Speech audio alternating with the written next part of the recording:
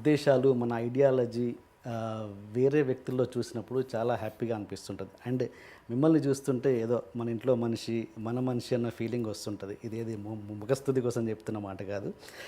And అలా అనిపిస్తుంటుంది. And మన ఐడియాలజీ వేరే వ్యక్తుల్లో చాలా ఆనందంగా ఉంటుంది. అండ్ వాళ్ళు సెలబ్రిటీ అయితే ఇంకా ఆనందంగా ఉంటుంది. అంటే మీ ఐడియాలజీలో మీ పద్ధతులు ఎంతో కొంత నేను ఫాలో అవుతాను కాబట్టి ఐఎమ్ ఫీలింగ్ వెరీ హ్యాపీ అండి. Except cigarettes and gambling. So మంచి అదే అంటే gambling is okay, cigarette is bad definitely. Gambling is okay, gambling is okay if you can see anything moderate is okay. Cigarette moderate కూడా not okay. Okay okay. And మీ భావాలు ideology చూసుకుంటుంటే కొంచెం RGV గారికి దగ్గరగా ఉన్నట్టు అనిపిస్తుంటాయి. ఏమన్నా సింక్ అవుతా మీకు అనిపిస్తుంటుందా ఏ విషయాలు? ఎప్పుడు ఆలోచించాలా, ఎప్పుడు మా ఇద్దరికి ఆర్గ్యుమెంట్ అవుతుంది తప్ప ఎప్పుడు ఫ్రెండ్లీ డిస్కషన్ పెద్దగా ఎప్పుడు అవ్వలేదు అనుకుంటా. నాకు గుర్తుంది. I don't no like what, అసలు ఎందుకు వచ్చింది ఆ థాట్, ఇది ఆర్జీవి కంపారిజన్ ఎందుకు వచ్చింది? చాలా ఓపెన్గా మాట్లాడుతుంటారు ఆయన కూడా మీలాగే. ఇంకా తనకు నచ్చినట్టుగా లైఫ్ లీడ్ చేస్తారు, ఎదుటి వాళ్ళ గురించి ఆలోచించడు. అట్లా చూస్తే చాలా డిఫరెన్స్ ఉందండి. అంటే నేను ఇంకా చాలా రెస్ట్రిక్టెడ్, తను జీవించేస్తున్నాడు, నేను అప్పుడప్పుడు బతకటానికి ట్రై చేస్తున్నాను. సో తేడా ఉంది. అండ్ యాక్టింగ్ నిజమా? నిజమే, తను 100% తను ఫీల్ అయ్యేదని చెప్తాడు అంతే. అంటే యాక్టింగ్ ఏముంటుంది, ఇంకా అంత ఓపెన్గా మాట్లాడిన తర్వాత యాక్టింగ్ ఏముంటుంది. ఓకే ఓకే అండి. అంటే అంటే మీకు పెద్ద ఫ్యాన్ అని చెప్పలేను కానీ నేను డెఫినెట్గా ఐ రెస్పెక్ట్ యూ లాట్ అండి. I love your ideology and I love the way you live. Definitely thank you so much. And okay, మనం ఇంటర్వ్యూ స్టార్ట్ చేస్తే మీరు ఇండస్ట్రీకి వచ్చాక బాబా అయ్యారా లేదా అంతకుముందే బాబా? అంటే మీ పేరు జగపతి బాబు ముందేనా? తర్వాతేనండి, బాబు లేదు. నా పేరు జగపతిరావు, అది కూడా మా తాతగారి పేరు. జగపతి బ్యానర్ కూడా తాతగారి పేరు, నా పేరు కాదు. ఓకే. అండ్ ఈ బాబు అన్న దాని మీద చాలా సినిమాలలో సెటర్లు కూడా వేశారు, లైక్ కృష్ణవంశీ గారు. అసలు అంటే బయట జనాల్లో ఉన్న ఉద్దేశం ఏంటంటే అసలు ఈ బాబు వాట్ ఈస్ దిస్ కల్చర్ అన్నట్టు ఒక డౌట్ అయితే ఉంది ప్రతి ఆడియన్స్కి. అండ్ ఏంటి అంటే మిమ్మల్ని ముద్దుగా బాబు అని పిలుస్తుంటారా హీరోలని, లేకపోతే ఒక రెస్పెక్టా, అది ఏంటి దాని బ్యాక్గ్రౌండ్ ఏంటి? యాక్చువల్లీ నాకు తెలిసి కన్వీనియన్స్ కోసం చేసిన పని అది. ఓకే. ఇప్పుడు ఒక పెద్ద హీరో ఉన్నాడు, పేరుతో పిలవలేం. గారు అండి అనేది మళ్ళీ కొంచెం దూరం అయిపోతుంది ఒక రిలేషన్షిప్, ఒక డైరెక్టర్కి. ఐఎమ్ జస్ట్ థింకింగ్, ఇది నా థాట్. కో ఆర్టిస్ట్కి కానీ పిలవటానికి కానీ ఇట్ బికాస్ కన్వీనియన్స్కి బాబు అంటే రెస్పెక్ట్ ఉంది. ఒక రెండు రకాలు ఉన్నాయి, పెట్ నేమ్ లాగానే ఉంది, ఒక రెస్పెక్ట్ ఉంది, ముద్దుగా ఉంటుంది, రెండు మిక్స్ అయి ఉంటాయి కాబట్టి కన్వీనియంట్గా ఉంటుందని నా ఫీలింగ్. Okay okay. అంటే నాకు తెలిసి మీరు ట్రైన్డ్ ఆర్టిస్ట్ ఏం కాదు, అంటే ఫస్ట్ మీరు నేర్చుకున్నారు ఏం లేదు కదా, డైరెక్ట్ యాక్టర్ అయ్యారు? ఆల్మోస్ట్ అండి. అంటే మధు ఇన్స్టిట్యూట్లో చేశాను కానీ వెరీ హార్డ్లీ. ఓకే. అంటే మామూలు వాళ్ళ యాడ్లో ఫొటోస్ వేస్తుంటారు శ్రీకాంత్ గారిది, మరి మీరు ఎప్పుడు చూడలేదు అందుకని? చాలా తక్కువ, అంటే ప్రాబ్లీ నాకు గుర్తులేదు, 1-2 months చేశాను, మరి గుర్తులేదు. వినోద్ బాలా వాజ్ దేర్, అంతవరకు గుర్తుంది నాకు. Okay okay. ఇంకెవరు గుర్తులేరు అసలు అక్కడ. సో ఆల్మోస్ట్ నో అన్నట్టే. Okay okay. అండ్ నేను ఎందుకు అడుగుతున్నానంటే క్వశ్చను, అంటే చాలామంది బయట ప్రేక్షకులలో ఈ వంశపారపర్యం అన్నది రాజకీయాల్లోనే కాదు ఇండస్ట్రీలో ఉందన్నది అందరికీ తెలుసు. అంటే చాలా ఒక ఒపీనియన్, బ్యాడ్ ఒపీనియన్ ఏముంది అంటే ఈ వంశపారపర్యంగా ఎందుకు మమ్మల్ని రుద్దుతున్నారు, అలవాటు చేసి వాళ్ళని సక్సెస్ చేస్తున్నారు అని ఒక ఒపీనియన్ అయితే ఉంది. మీరు మీ కెరీర్ స్టార్ట్ చేస్తున్నప్పుడు మీరు కూడా మీ నాన్నగారు ప్రొడ్యూసరు, ఆయన కొడుకుగా మీరు ఎంటర్ అయ్యారు. మీ మీద మీ నటన చూసి బయట వాళ్ళు అలాంటి కామెంట్స్ ఏమన్నా చేసిన సందర్భాలు ఉన్నాయా మొదట్లో? ఇప్పుడుగా డైరెక్ట్గా లేదండి. ఇప్పుడు ఒకటి ఏంటంటే ఇంట్రడక్షన్ వరకు నాన్నగారు ఉపయోగపడతారండి, ఆ తర్వాత ఎందుకు ఉపయోగపడతారు ఎవరైనా? అది ఎంట్రీ టికెట్, ఒక admission. It's a simple entry. మాకేంటంటే జస్ట్ ఓకే మా అబ్బాయి పెట్టుకోండి, లేకపోతే నేను తీస్తా సినిమా అనేది ఎంట్రీ. వీసా, ఇప్పుడు పాస్పోర్ట్ వచ్చింది, బేసిక్లీ వీసా రాలా, సిటిజన్ అవ్వాలా.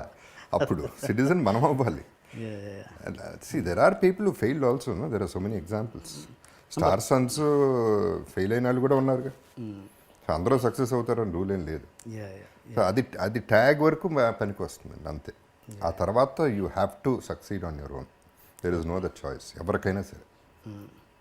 మీ ఉద్దేశంలో మీరేమంటారు? జగపతి గారిని రుద్దితే ఇంతవరకు వచ్చారా, లేకపోతే తన టాలెంట్ తోటే నేను ఇంత వచ్చారని first beginning stage I'm talking about the beginning రుద్దితే అనేది అసలు అవుట్ ఆఫ్ క్వశ్చన్ సి ఇండస్ట్రీలో రుద్దటం సొంతంగా డబ్బులుండి విపరీతంగా ఖర్చు పెట్టి ఈ ఎన్ని సినిమాలైనా తీద్దాం పెద్ద డైరెక్టర్ని పెట్టి అంటే ఆ కెపాసిటీ ఉన్న వాళ్ళకి రుద్దటం అవుతుంది తప్ప నాలాంటి వాళ్ళకి రుద్దటం ఉండదు. ఎందుకంటే 2 సినిమాలు తీసి నాతో నాన్నగారు అయిపోయారు, టోటల్గా బ్యాంక్రప్ట్ అయిపోయారు. సో ఇంకా ఆయన తీసేది ఏం లేదు. ఇప్పుడు రెండో వాళ్ళు అంటారా ఇట్స్ కంప్లీట్లీ ఇండస్ట్రీ అనేది దెర్ ఇస్ నో ఏమంటారు దాన్ని మనాడు లేకపోతే మనాడు అంటే I'm not talking about caste అండి, టోటలీ అగెయిన్స్ట్ దాట్. అంటే పాపం తీసుకుందాం పైకి తీసుకొద్దాం అవన్నీ పెద్ద ఉండవు ఇక్కడ. బిజినెస్ అవుతుందా లేదా, కరెక్ట్గా డబ్బులు వస్తాయా రావా, 2 పాయింట్లు. డబ్బులు వస్తాయంటేనే అతనికి రెస్పెక్ట్, లేకపోతే రెస్పెక్ట్ లేదు. సినిమా ఉండదు, రెస్పెక్ట్ ఉన్నా లేకపోయినా సినిమా అయితే ఇవ్వలేరు, ఇవ్వకూడదు కూడా. ఇట్ ఈస్ క్రోర్స్లో మంత్స్లో రొటేషన్, ఫ్యామిలీలు లేచిపోతాయి. That's not a joke. So you have to be on your own అండి. అండ్ మీ కెరీర్ని ఒకసారి అనలైజ్ చేసుకుంటే మీకు ఏమనిపిస్తుంటుంది అంటే బాలకృష్ణ గారు, చిరంజీవి గారు, వెంకటేష్ గారు, నాగార్జున గారు వీళ్ళ నలుగురు మీకంటే ముందుగా కెరీర్ స్టార్ట్ చేశారు, ఇంకా స్టిల్ దే ఆర్ రన్నింగ్. మీరు అనుకుంటే నా కెరీర్ ఎక్కడ హీరోగా ఆగిపోయింది, ఎందుకు వాళ్ళలో ఉంది ఏంటి నాలో లేనిది ఏంటి అన్నదానికి మీకు ఎక్కడ ఏమైనా సమాధానం దొరికిందా?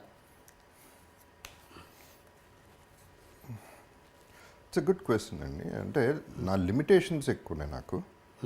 ఒకటి first of all I was an introvert, అసలు ఎవరితోనూ మాట్లాడేవాడిని కాదు, ఇప్పుడు కూడా తక్కువే మాట్లాడటం. 10 మందిలో బాగా క్లోజ్ అయితే తప్ప నేను మాట్లాడలేను అసలు ఫస్ట్. అదొకటైతే dance, I'm not great in dance, I'm not great in fights. Amitabh Bachchan also is not a dancer. Yeah see అది ఇప్పుడు అట్ట తీసుకుంటే I'm super success today. Forget about hero అనేది ట్యాగ్, హీరోగా అగ్రీడ్ అయిపోయింది, నా మార్కెట్ అయిపోయింది అక్కడికి. But I'm doing much better, will come to that later. But నా లిమిటేషన్స్ నాకున్నాయి. అండ్ నాకు అంటే ఇండస్ట్రీలో కలిసి మెలిసి అందరినీ కలవటాలో లేకపోతే అంటే జనరల్గా ఏంటంటే ఒక్కొక్కసారి మర్చిపోతాం మనం పలానాడు ఉన్నాడని. కలుస్తూ ఉంటే ఓకే ఉన్నాడుగా పెట్టుకుందాం అని ఇది ఫాలో అయిపోతుంది ట్రెండ్. సో అది కూడా నాకు తక్కువ ర్యాప్ మెయింటైన్ చేయటం అనేది. All these reasons and I don't know, I'm an artist అండి first more than a hero. See ఇప్పుడు నాకు సాటిస్ఫాక్షన్ లెవెల్స్ ఎక్కువ మామూలుగా లైఫ్లో, అది ఏదన్నా కానీ. నేనేంటి అమెరికా వెళ్ళి చదువుకుందాం అనుకున్నాను, బట్ ఇంట్లో ఒప్పుకోలేదు. బికాస్ ఈ అమెరికా వెళ్తే మామూలుడు కాదు, 2-3 చేసుకుని వస్తాడు అని చెప్పి అలాగే డౌట్. సో అమ్మ పంపించలేదు. ఒక డ్రీమ్ గాన్. దెన్ స్టడీస్ అంటే నాకు ఇష్టం లేదు అసలు, నాకు చదువు అంటేనే పడదు. అంటే ఒక బంధించి ఈ రూమ్లో కూర్చోవాలి నువ్వు అంటే నేను కూర్చోలేను, నా క్యారెక్టర్ అది కాదు, నన్ను వదిలేయాలి, I'm a free bird. So చదువు పడదు, బిజినెస్ పనికిరాను, సినిమా అసలు ఇంట్రెస్టే లేదు నాకు, అసలు 100% ఇంట్రెస్ట్ లేదు. ఏంటి సినిమా నేను చేసేది, నేను అంత బాగుండనే, నేను సినిమా చేయటం ఏంటి, రాజేంద్ర ప్రసాద్ గారు అబ్బాయి కాబట్టి, సుబ్రహ్మణ్య రెడ్డి గారు, రవి కిషోర్ వీళ్ళందరూ అనేవారు చేయొచ్చు కదా బాగుంటాను అని. జోక్ అనుకునేవాడిని, సీరియస్గా తీసుకునేవాడిని, కానీ ఆశాలు వేస్తున్నారని అది వదిలేశాను. అది అబ్రప్ట్గా ఓవర్ నైట్ ఒక డ్రీమ్, మళ్ళీ ఒక డ్రీమ్ వచ్చింది. ఒక డ్రీమ్ షాటర్ అయిపోయింది యూఎస్, ఇంకో డ్రీమ్ వచ్చింది, అది ఇంపాసిబుల్ డ్రీమ్ అయిపోయింది. అప్పుడు ఏమవుతుంది, when you think it is impossible and something possible is happen, already happen అయిపోయింది కదా. సో నా సాటిస్ఫాక్షన్ లెవెల్ అక్కడే వచ్చింది. అంటే చేశా, సాధించా. ఎందుకంటే ఆ హీరో అవ్వడానికి, ఆ ఒక సినిమా చేయడానికి రోజు ఏడ్చా రాత్రులు, ఒక్కడిని కూర్చుని ఏడ్చా, అయ్యో ఇది కూడా రాదు, ఇంకేంటి ఇంకా లైఫ్ లేదు అనే పద్ధతిలో ఒక లవర్ లాగా ఫీల్ అయిపోయాను. సో బట్ అది అయ్యింది. సో ఒక సినిమా కాదు, 130 సినిమాలు హీరోగా, 100 సినిమాలు హీరోగా చేశాను. So why should I be unhappy, where did I see unhappy happy పక్కన పెడితే where did I lose? I'm not a loser. I would have been a loser. అక్కడ గివప్ చేసి నేను అయిపోయి రిటైర్ అయిపోయి, లేకపోతే ఒక తాగుబోతు అయిపోయి ఇంకోటి డిప్రెషన్లోకి వెళ్ళి ఉంటే I'm a loser. But I one back much more. So I think I'm an artist, so I'm acting. I'm not even a villain. I'm not an antagonist. I'm not a protagonist. I'm an actor. Jagapathi గారు ఎప్పుడు డిప్రెషన్లోకి వెళ్ళిపోలేదా తన లైఫ్లో? వెళ్ళానండి డెఫినెట్గా. అంటే total కెరియర్లో ఒక ఫోర్ టైమ్స్ అయి ఉండొచ్చు. ఫస్ట్ ఒక ప్రొడ్యూసర్ వీడు పనికిరాడు యాక్టర్ కింద అన్నప్పుడు ఒకటి, న్యాచురలీ నా వల్ల ఆస్తులు అమ్ముకోవాల్సి వచ్చింది నాన్నగారు. That is one. అది కూడా యాక్చువల్లీ నిజం చెప్పాలంటే ఎక్కువ ఫీల్ అవ్వాలి. అదేంటో ఫ్లోలో అట్లా అయిపోయింది. జనరల్గా నేను ఫ్లోలో తీసుకుంటాను. నేను టైం నమ్ముతాను. అది పద్ధతిలో తీసుకెళ్తుంది. ఏదైనా టైం అంటాను. ఇప్పుడు గుడ్ టైం రన్నింగ్, అందుకని బాగున్నాయి నా సినిమాలు. ఓకే. సో బ్యాడ్ టైం అప్పుడు బ్యాడ్ టైం రన్నింగ్. ఆ బ్యాడ్ టైం కూడా బ్యాడ్ టైం వస్తుంది, అది అప్పుడు బాగుంటుంది, గుడ్ టైం వస్తుంది. ఓకే, ఇదే పొజిషన్లో నేను ఉండను, నేను వెళ్తాను, ఇంకోటి వస్తాడు. సో ఇవన్నీ ఇక నడుస్తూనే ఉంటాయి లైఫ్లో. అన్నీ సీరియస్గా తీసుకుంటే కుదరదు. ఎప్పుడు ఐ ఫెల్ట్ బ్యాడ్, టోటల్గా నేను బ్యాంక్రప్ట్ అయిపోయి అసలు ఏంటి నేను ఆస్తి మిగల్చలేదు ఎవరికి, అసలు ఎలా బతకాలి అనే పద్ధతిలో ఉన్నప్పుడు లాస్ట్ ఫ్యూ డేస్ 2011-2012 పీరియడ్లో I was in a very bad state of depression. In the sense అంత డిప్రెషన్ అంటే అందరికీ తెలిసేలా అంత డిప్రెషన్లో లేకపోతే ఇంకోటి కాదు. I use to feel bad అంతే. Okay okay. అంటే అంటే మనము మనుషులు పోయాక వాళ్ళ వాల్యూస్ తెలుస్తాయి కదా, వాళ్ళ వాల్యూ తెలుస్తుంది. అంటే వాళ్ళు ఉన్నప్పుడు ఇది చేస్తే బాగుండు, అది చేస్తే బాగుండు అని అనిపిస్తుంటుంది. ఫైనల్గా అప్పుడు చనిపోయాక రియలైజ్ అవుతుంటాం. అలా నాన్నగారి విషయంలో ఏమైనా రిగ్రెట్స్ ఉన్నాయా మీకు? ఫస్ట్ ఆఫ్ ఆల్ అండి, నాన్నగారితో ఇంటరాక్షన్ చాలా తక్కువ, వెరీ ఫ్రాంక్లీ. కాదు, మేము ఆయన బిజీగా విపరీతంగా బిజీగా ఉండేవారు. హార్డ్లీ ఎనీ ఇంటరాక్షన్ ఆయనతో, నెంబర్ వన్. అండ్ దెన్ ఆయన రిటైర్ అయిపోయిన తర్వాత నేను బిజీ అయ్యాను. సో అట్లా రెండు రకాలుగా జరిగింది. రిగ్రెట్ అంటే ఒకటి ఏంటంటే, నాన్నగారు ఎంజాయ్డ్ హిజ్ లైఫ్. ఆయన ఏమీ ఎక్కడ వెనకాడలేదు, డబ్బు కానీ ఏదైనా కానీ.